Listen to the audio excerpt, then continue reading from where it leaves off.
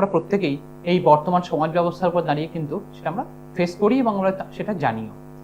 এবং এই অর্থের ক্ষেত্রে আরো একটা বিষয় বিশেষ গুরুত্বপূর্ণ, সেটা হলো যে একদিকে আমরা আমাদের কেরিয়ারের মাধ্যমে, আমাদের কর্মের মাধ্যমে আমরা যে অর্থ আয় করি, অর্থ আয় তো হলো, কিন্তু বহু ক্ষেত্রে দেখতে পাওয়া যায় যে আপনার যে আয় হচ্ছে সেই আয়কে সঠিকভাবে সংকুলান, অর্থাৎ সঠিকভাবে তাকে প্রপারলি ইনভেস্টমেন্ট এবং তাকে ধরে রাখার ক্ষেত্রে বহু মানুষের ক্ষেত্রে কিন্তু এটা সমস্যা কিন্তু দেখা যায়।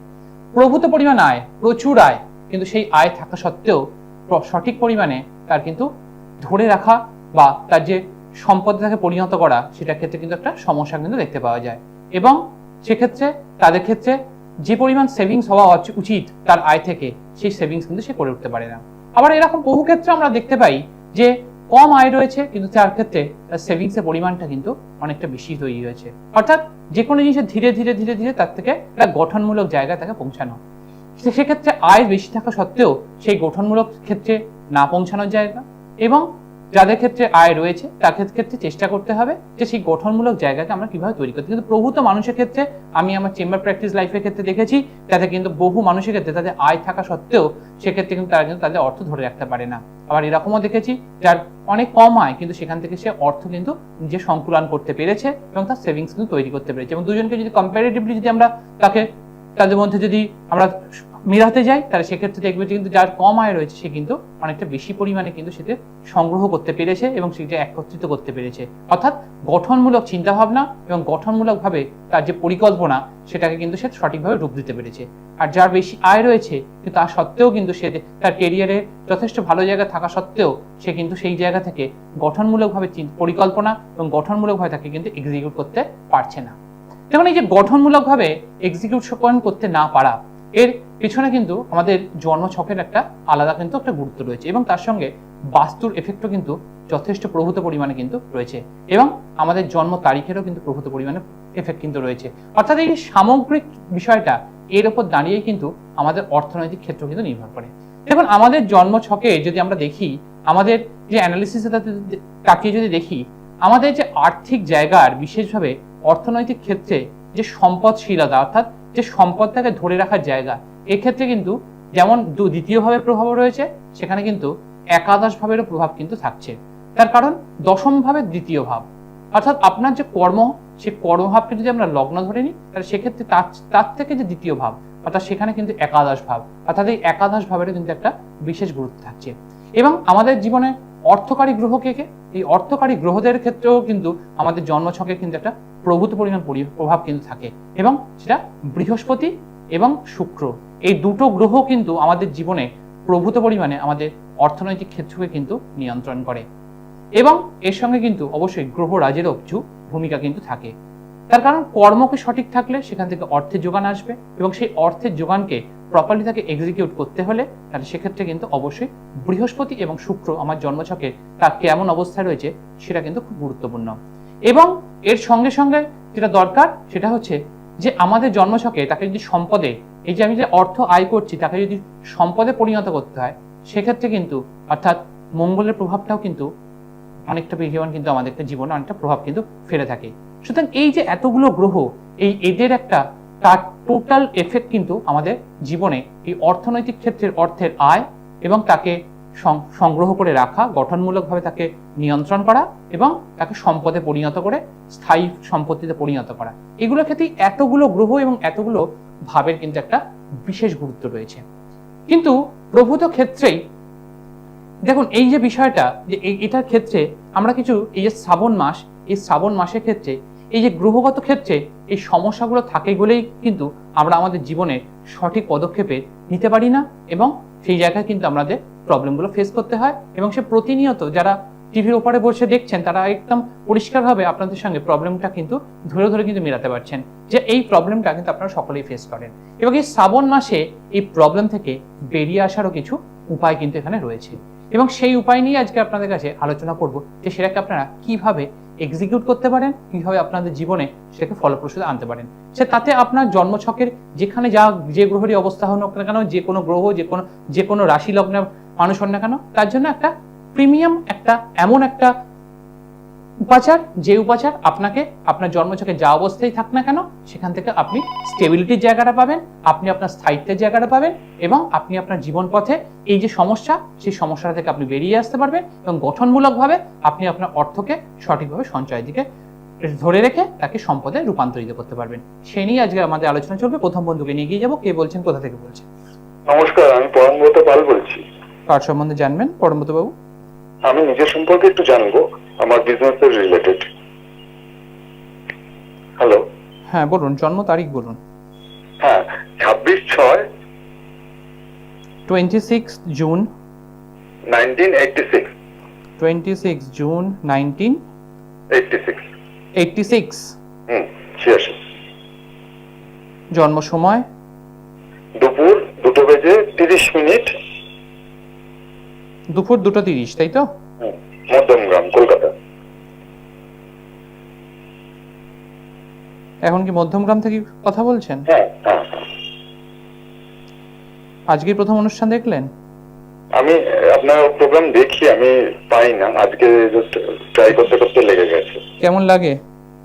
খুব ভালো লাগে, আপনি লজিক দিয়ে বোঝান জিনিস এবং প্রত্যেকটা জিনিসের পিছনের যে কারণটা সেটাও বলে দেন, খুব ভালো লাগে। আচ্ছা, এখানে যা পাওয়া যাচ্ছে, লগ্ন পাওয়া গেছে তুলা লগ্ন এবং রাশি পাওয়া গেছে কুম্ভ রাশি এবং সেখানে বৃহস্পতি যুক্ত অবস্থায় বসে রয়েছে, অর্থাৎ এখানে ষষ্ঠপতি সে কিন্তু এখানে পঞ্চম স্থানে কিন্তু বসে রয়েছে এবং লগ্নের সপ্তমে কেতু, এই লগ্নের সপ্তমে রাহু এবং লগ্নস্থ কেতু এবং লগ্নপতি সে বসে রয়েছে দশম স্থানে এবং সেখানে মঙ্গলের সঙ্গে, নিচস্থ গ্রহ মঙ্গলের সঙ্গে যুক্ত অবস্থায় বসে রয়েছে। সপ্তমপতি সে নিচস্থ এবং রাহু দ্বারা নিয়ন্ত্রিত অবস্থায় বসে রয়েছে, অর্থাৎ আপনার ব্যক্তিগত জীবনে যথেষ্ট পরিমাণে আপস অ্যান্ড ডাউনস থাকবে। অর্থাৎ আপনার ব্যক্তিগত জীবন নিয়ে কিছুটা সময় আপনাকে কিন্তু অনেকটা পরিমাণ সমস্যা ফেস করতে হবে এবং বর্তমানে শনির দশা এবং শুক্রের অন্তর্দশা এবং সেই আপনার নিজের প্রচেষ্টায় আপনি আপনার কর্মের সঙ্গে যুক্ত হবেন এবং সেখানে নিজের প্রচেষ্টার মাধ্যমে কর্ম থেকে নিজের আয় এবং কিন্তু সেই আয়কে সঠিকভাবে যতটা পরিমাণ স্থায়িত্বের জায়গা আসা উচিত সেই স্থায়িত্বের জায়গার ক্ষেত্রে কিন্তু কিছুটা সমস্যা কিন্তু থাকবে। কাউকে একটা অর্থ যদি ধার দেন, সেই ধার কিন্তু সহজে কিন্তু ফেরত আসতে চাইবে না এবং যথেষ্ট কায়িক পরিশ্রমের মাধ্যমে কিন্তু আপনার অর্থ রোজগার হবে, আপনার অর্থের রোজগার হবে, কিন্তু সেইটা সেভিংসে কনভার্ট হওয়া এবং তার সঙ্গে সেটা যথেষ্ট পরিমাণ পরিশ্রমের মাধ্যমে কিন্তু সেই অর্থের জায়গাটা আসবে। এবং এখানে যা পাওয়া যাচ্ছে, আপনার ক্ষেত্রে আপনি বিজনেস যদি সঙ্গে সঙ্গে যুক্ত হন তাহলে সেক্ষেত্রে অনেকটা বেটারমেন্টের জায়গা থাকবে এবং বাড়ি থেকে যদি দূরবর্তী স্থানে গিয়ে একটু বিজনেসের সঙ্গে যুক্ত হন সেটা কিন্তু আরেকটু বেটারমেন্ট আপনাকে কিন্তু দিতে পারে। বৃহস্পতি এবং চন্দ্র এখানে খুব একটা ভালো অবস্থায় কিন্তু নেই এবং আপনার দশম স্থানে কিন্তু নিচস্থ মঙ্গল সে লগ্নপতির সঙ্গে যুক্ত অবস্থায়, অর্থাৎ লগ্নপতি সে কিন্তু নিচস্থ গ্রহের সঙ্গে যুক্ত অবস্থায় রয়েছে, অর্থাৎ আপনার প্রচেষ্টা রয়েছে বিভিন্ন ক্ষেত্রে বাধা পেয়ে আপনি আবার ঘুরে দাঁড়ান, কিন্তু তারপরেও যতটা পরিমাণ চেষ্টা করেন সেখান থেকে সেই জায়গা থেকে করে এক্সিকিউটলি সেখান থেকে কিন্তু বেরোতে পারছেন না, বারবার ধরে সমস্যা। এবং বর্তমান সময় বিশেষ করে শনির যে বক্রতা ধারণ করেছে এই সময়টা আপনার জন্য খুব একটা স্টেবল সময় নয় এবং আর্থিক ক্ষেত্র, পারিবারিক ক্ষেত্র দুই ক্ষেত্রে আপনি এখন বর্তমান সময় কিছুটা পরিমাণ প্রবলেম ফেস করছেন এবং শারীরিক জায়গাটাও কিছুটা হলেও কিন্তু বর্তমান সময় কিন্তু একটু প্রবলেমের মধ্যে দিয়ে কিন্তু আপনি পাস করবেন এবং মেন্টাল প্রেশার বর্তমান সময় প্রভূত পরিমাণে রয়েছে। একটু শেয়ার করবেন। Hello hello. হ্যাঁ, একটু শেয়ার করবেন যেগুলো বললাম তার মধ্যে আপনার সঙ্গে কি মিলল? হ্যাঁ, আমার অ্যাকচুয়ালি কর্মজীবন নিয়ে আমি প্রশ্ন করবো বলে আমি ফোন করেছিলাম। মানে আমি অ্যাকচুয়ালি অনেক টাকা ইনভেস্টমেন্ট করে ফেলেছি কিন্তু রিটার্ন আমি সেই পরিমাণে দেখতে পাচ্ছি না।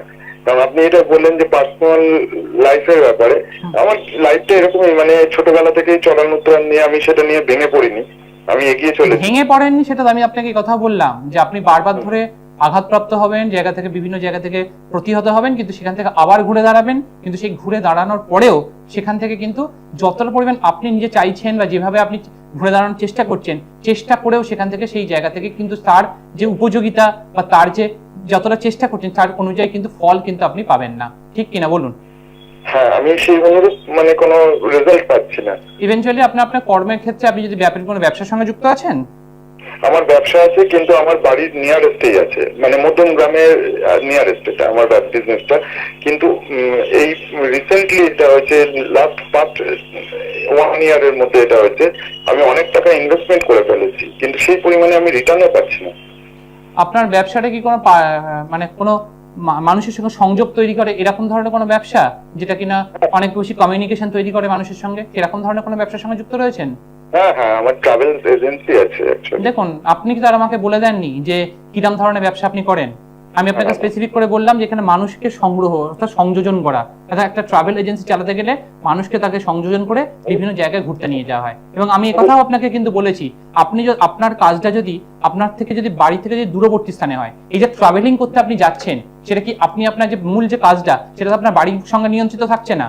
আপনার অফিসটা বাড়ির হয়তো নিকটবর্তী হতে পারে, কিন্তু আপনার যে মূল কাজটা সেটা কিন্তু বাড়ি থেকে অনেকটা দূরেই কিন্তু হচ্ছে। কারণ আমরা যখন কোনো জায়গায় ট্রাভেল করতে যাই, একটা লং ডিস্টেন্সেই যাই, ঠিক কি না? সুতরাং আপনার কর্মের সঙ্গে কিন্তু এখানে দ্বাদশ ভাবে এবং তার সঙ্গে সঙ্গে এখানে দূরবর্তী স্থানে একটা ইন্ডিকেশন কিন্তু ছিল, এবং সেটা কিন্তু আপনি এখানে কিন্তু পরিষ্কারভাবে পেলেন।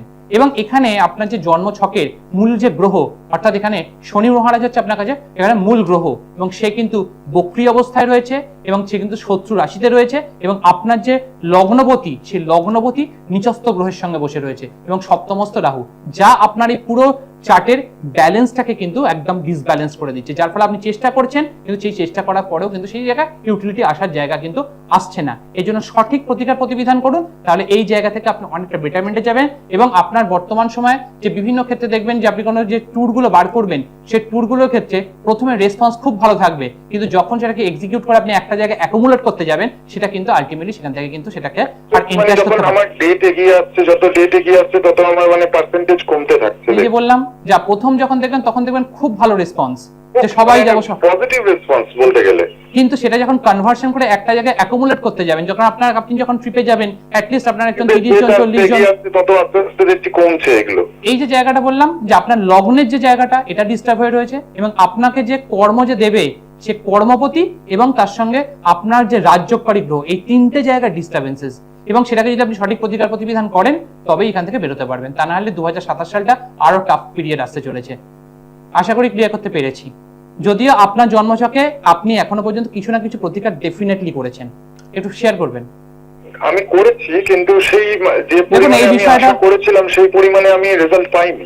দেখুন এই যে বললাম যে সঠিক প্রতিকার, আমি আমার প্রতিটা অনুষ্ঠানে যেটা বলি, সঠিক প্রতিকার প্রতিবিধান, সঠিক প্রতিকার প্রতিবিধান না হলে কোনো জায়গা থেকে এক্সিকিউশন হবে। আপনি কিভাবে বলে দিয়েছেন যে আপনি প্রতিকার করেছেন, আর জন্ম ছক দেখি তার স্টেবিলিটি বোঝা যায় যে আপনি কাদু কি করছেন, কতটা দিকে যেতে পারেন। এই জন্মছকের এই ব্যবসা অনেক দূর যেতে পারে, কিন্তু তার জন্য সঠিক প্রতিকার প্রতিবিধান করতে হবে, এবং সঠিক প্রতিকার প্রতিবিধান যদি হয় তাহলে এক্সিকিউশনে আপনি অনেকটা বেটারমেন্ট থাকবেন, 2027 সালে অনেকটা বেটার ভাবে চলতে পারবেন। আশা করি ক্লিয়ার করতে পেরেছি। আমি আপনার এই কথার খুব ভালো লাগলো। দেখুন কথা এখানে ভালো লেগে লাভ নেই, আমাদের কর্মজীবনকে সঠিকভাবে থাকতে হবে। শুধুমাত্র ভালো লেগে এখানে কোনো লাভ নেই, কর্মজীবনকে সঠিকভাবে এক্সিকিউট করতে হলে প্রপার স্টেপ নিতে হবে, এবং সেই স্টেপ নিয়ে যদি আপনি এগোতে পারেন তাহলে এক্সিকিউটলি আপনি আপনার লাইফে এগোতে পারবেন। শুধুমাত্র আপনার আমার কথা দিয়ে ভালো লেগে লাভ নেই, আপনি আপনার জীবনের সঙ্গে প্রতিটা যে প্রবলেমগুলো আপনি ফেস করছেন বা যা যা ঘটনা ঘটছে সেটা আপনি আপনার কাছে পরিষ্কারভাবে বললেন, এবং আপনার সঙ্গে সেটা মিললো, আপনি সেটা এখানে কিন্তু জানালেন, ঠিক কি না? অবশ্যই অবশ্যই অবশ্যই। সুতরাং এই জায়গাটাকে নিজেদেরকে এক্সিকিউটলি বুঝতে হবে। এই জায়গাটা যদি আপনারা নিজেরা সঠিক বোঝেন এবং সেখান থেকে যদি সঠিক প্রতিকার প্রতিবিধানই একমাত্র পথ নয়, সঠিক প্রতিকার প্রতিবিধান, তাতেই কিন্তু সমাধান, তাতেই আপনার জীবনের উন্নতি। এই জায়গাটাকে নিজেদেরকে বুঝতে হবে। সুতরাং বাকচাটুকতায় নয়, সঠিক জিনিসকে নির্ধারণ করুন, সঠিকভাবে এগিয়ে চলুন, জীবনে ভালো থাকুন, এগিয়ে চলুন। দেখুন আমাদের জীবনকে সঠিকভাবে যদি চলতে হয় তার জন্য আমাদেরকে নিজস্ব কিছু চিন্তা ভাবনা এবং আমাদের নিজস্ব কিছু পরিকল্পনা থাকার দরকার থাকে, এবং সেই পরিকল্পনাকে বাস্তবায়ন করতে হওয়ার জন্য আমাদেরকেও তাকে কিন্তু সঠিক সিদ্ধান্ত নিতে হয়। আর এই সঠিক সিদ্ধান্ত নেওয়ার ক্ষেত্রে কিন্তু আমাদের কিন্তু গ্রহগত অবস্থান এবং গ্রহের প্রভাব আমাদের জীবনে কিন্তু প্রভূত পরিমাণে কিন্তু থাকে। কিন্তু আজকের যে আলোচনা আমার ছিল যে অর্থনৈতিক ক্ষেত্রে আমরা সেক্ষেত্রে কি করতে পারি। দেখুন অর্থনৈতিক ক্ষেত্রে আমাদেরকে সাবলীল হওয়ার জন্য সেক্ষেত্রে আমাদেরকে গঠনমূলকভাবে আমাদের পরিকল্পনাকে বাস্তবায়ন করতে হবে, এবং এই গঠনমূলকভাবে পরিকল্পনাকে বাস্তবায়ন করার ক্ষেত্রে সবচেয়ে গুরুত্বপূর্ণ যে আমার জন্মছকে সবচেয়ে যে গুরুত্বপূর্ণ গ্রহগুলো, সেই গ্রহগুলোকে তার একটা প্রপার এনহান্সমেন্ট করতে হবে। কিন্তু আমরা আজকে বলেছি কি না, আমরা এমন কোনো পথকে নেব যেটাকে, যে পথকে আমরা করলে সকল দিক থেকে যে রাশি লগ্নেই লোক হোক না কেন সেখান থেকে আমরা এক্সিকিউটলি কিন্তু বেরিয়ে আসতে পারি। এবং বিশেষ করে এটা করতে হবে এই যে শ্রাবণ মাস চলছে, এর যে কোনো ত্রয়োদশী তিথিতে। আমরা দ্বিতীয় বন্ধুকে নিয়ে এগিয়ে যাবো। কে বলছেন, কোথা থেকে বলছেন? হ্যালো, কে বলছেন, কোথা থেকে বলছেন? একটু তাড়াতাড়ি বলতে হবে, সময় খুব কম। কে বলছেন, নামটা একটু শেয়ার করবেন। আমি কাটা শস্য বলছি, আমার দেখুন, আমাদের প্রতিটা ক্ষেত্রে যে আমাদেরকে সঠিক যদি পদ্ধতি অবলম্বন করতে হয়, সেক্ষেত্রে আমাদেরকে নিজেদেরকে সঠিক এক্সিকিউট হতে হবে এবং তাকে সঠিক বাস্তবায়নে করতে হবে। তার জন্য আমরা কি করতে পারি ত্রয়োদশী তিথিতে? ত্রয়োদশী তিথিতে অর্থাৎ এই যে শ্রাবণ মাসের যে ত্রয়োদশী তিথি পাবো, সেই দিনকে কালো তিল দিয়ে আমরা এবং তার সঙ্গে দুধ মিশ্রিত করে মহাদেবকে অভিষেক করাবো এবং সেই অভিষেকের পর তাকে আবার জল দিয়ে পরিষ্কার করে ধুয়ে নেব এবং তার বিশেষ ক্ষেত্রে ওম নমঃ শিবায় এই মন্ত্রটি কিন্তু আপনারা পাঠ করবেন এবং এটা ত্রয়োদশী তিথিতে কিন্তু চালু হবে। এরপর ক্ষেত্রে পরবর্তী ক্ষেত্রে যে প্রতিটা সোমবার আমরা পাবো, সেই প্রতিটি সোমবারের ক্ষেত্রে কিন্তু আমরা তাকে কিন্তু আবার অভিষেক করব এবং এই অভিষেকের ক্ষেত্রে আমরা তাকে একই রকমভাবে দুধ দিয়ে অভিষেক করব এবং তারপরে তাকে জলাভিষেক করব। এই পদ্ধতিটাকে আমরা এক্সিকিউটলি যদি করতে পারি, তাহলে সেক্ষেত্রে কিন্তু আমরা এই যে আমাদের যে প্রবলেমগুলো রয়েছে, সেই প্রবলেমের যে স্থায়িত্বের যে জায়গাটা, সেটা ক্ষেত্রে কিন্তু আমরা কিন্তু অবশ্যই সেই জায়গাটা কিন্তু পেতে পারি। এবার আসবো যে আরেকটু ডিটেইলে যদি আমরা যাই, সেক্ষেত্রে আমরা যদি আমাদের জন্ম ছকটাকে যদি একটু বিশ্লেষণ করি, সেক্ষেত্রে দেখবেন যাদের ক্ষেত্রে এই সেভিংস এর ক্ষেত্রে প্রবলেম তৈরি হচ্ছে বা কনভার্সনের ক্ষেত্রে প্রবলেম তৈরি হচ্ছে, তাদের ক্ষেত্রে দেখবেন তা আপনাদের জন্মছকের আপনাদের এখন তো অনেক বড় এখন অনেক ফ্রি হরোস্কোপ যা পাওয়া যায়, যেগুলোকে আপনারা কিন্তু অ্যাপের মাধ্যমে পাওয়া যায়, সেটা থেকে আপনারা নিজেরাই চেক করে নিতেই পারেন যে এবং যে আপনার বৃহস্পতি গ্রহটা, আপনার মঙ্গল গ্রহটা কোন জায়গায় বসে রয়েছে এবং আপনার এই এক্সিকিউশনের ক্ষেত্রে এবং শুক্র গ্রহটা কোথায় বসে রয়েছে এবং সে আদৌ পীড়িত অবস্থা রয়েছে কিনা। ডেফিনেটলি যাদের ক্ষেত্রে এই প্রবলেম ফেস করছেন, আমি যে 3টি গ্রহ কথা বললাম তা আমার দীর্ঘদিনের পর্যালোচনা থেকে বললাম, ডেফিনেটলি তাদের ক্ষেত্রে সমস্যা কিন্তু রয়েছে এবং আপনাদের যে জন্ম তারিখ তার মধ্যেও দেখবেন 9 সংখ্যার অভাব অথবা 3 সংখ্যার অভাব অথবা 6 সংখ্যার অভাব ডেফিনেটলি রয়েছে, যা আপনাকে ব্যাংকিং সেক্টরে ইনভেস্ট করতেই অথবা ব্যাংকের সেভিংস এর দিকেই বা আপনার প্রপার সেভিংস এর জায়গা ক্রিয়েট করতেই কিন্তু তৈরি করছে না। আপনি তাকে পরিকল্পনা করছেন, প্ল্যানিং করছেন, কিন্তু তাকে এক্সিকিউট করার ক্ষেত্রে সেখানে কিন্তু এখানে আটকে যাচ্ছেন। অর্থাৎ এই যে গ্রহের ফেরে মানুষ ঘোরে, এটাই কিন্তু তার একটা বাস্তবিক চিত্র। সুতরাং আপনারা নিজেরা মিডিয়া দেখতেই পারেন। তাদের ক্ষেত্রে এটা কি করবেন, যে পদ্ধতিটা বললাম এটাকে যদি আপনারা করতে পারেন, তাতে আপনারা প্রপার এক্সিকিউশনটা কিন্তু আপনারা পাবেন। এবং এর সঙ্গে প্রতি সপ্তাহে বৃহস্পতিবার দিন সম্ভবপর হলে একটু কেশরের তিলক করুন, দেখবেন আপনার যে এক্সিকিউশন, সে এক্সিকিউশনে এম্পাওয়ারমেন্ট আপনার মধ্যে আরো পরিমাণ পজিটিভিটি তৈরি করছে, আরো পজিটিভ শক্তি তৈরি করছে এবং সেখান থেকে আপনি আপনার সঠিকভাবে এগোতে পারছেন এবং আপনার যে একটা পরিকল্পনা তার একটা বাস্তবিক রূপ পাচ্ছে এবং সেখান থেকে আপনি একটা সাংগঠনিকভাবে আপনি আপনার ক্ষেত্রে অর্থনৈতিক ক্ষেত্রে একটা সাবলীলতা খুঁজে পাবেন এবং তৈরি করে উঠতে পারবেন। এবং তার সঙ্গে ঠিক মঙ্গলবার হনুমান চালিসা পাঠ করবেন। শুধু এই সামান্য কয়েকটা রিচুয়ালসকে যদি আমরা আমাদের জীবনে যদি এক্সিকিউট করতে পারি না, তাহলে দেখবেন অনেক ক্ষেত্রেই অনেক কিছু জিনিসের কিন্তু হিসাব কিন্তু পাল্টে যেতে পারে এবং জীবনটা অনেক মধুর হতে পারে। সুতরাং সেই জায়গা থেকে বুঝে ঠিক যে যে স্টেপগুলো বললাম, সেই স্টেপগুলোকে অ্যাকচুয়ালি লাইফে এক্সিকিউট করুন, ফলো আপ করুন, তাহলে দেখবেন জীবনে এই যে আর্থিক ক্ষেত্রে যে সমস্যা, সেই সমস্যাগুলোর ক্ষেত্রে বিশেষ করে সেভিংস এর ক্ষেত্রে, সাংগঠনিক ক্ষেত্রে সমস্যা, সেই জায়গা থেকে আপনি বেরিয়ে আসবেন এবং সঠিক পথে এগিয়ে চলতে পারবেন। আজকে সময় তো একদম করা নাচ্ছে, মা দক্ষিণা কালীকে প্রণাম জানিয়ে আজকে এখানে শেষ করলাম।